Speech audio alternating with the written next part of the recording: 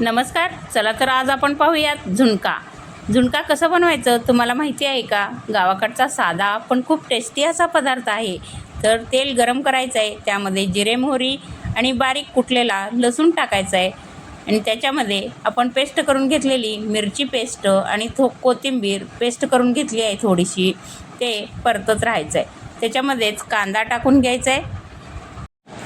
कांदा मऊ होईतोपर्यंत भाजत राहायचं आहे. त्यामध्ये आपण हळद टाकायचं आहे, जेणेकरून पूर्णपणे मिश्रण चांगलं एकजीव होईल असं पूर्णपणे हलवत राहायचं आहे. त्यामध्ये आपण नंतर मुख्य म्हणजे बेसन हे थोडं थोडं टाकणार आहोत, कारण गाठी होणार नाहीत याची काळजी घ्यायची आहे. गाठी झाल्यानंतर झुणका अजिबात छान लागणार नाही, त्यामुळे ते पूर्णपणे तेलात परतून घ्यायचं आहे. गाठी होणार नाही त्याची काळजी घ्यायची आणि खूप हलवत राहायचं. जर आपण हेच असं त्याच्यामध्ये थोडं चवीनुसार मीठ टाकून घ्यायचं आणि परत हलवून जायचं, तर जेणेकरून मीठ सगळीकडे लागेल.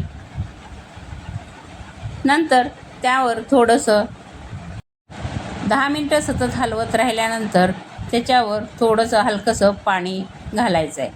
हलकंसं पाणी घातल्यानंतर झाकण ठेवून मिश्रण थोड्या वाफेवर शिजू द्यायचं आहे. मग यामुळे झुणका छान मऊ व चविष्ट तयार होतो. आता आपला गरमागरम झुणका तयार आहे. आपण भाकरीसोबत त्याला सर्व करणार आहोत. त्यासोबतच कांदा, लोणचं आणि तिखट तेल अशी जेवणाची चव अजूनच वाढते.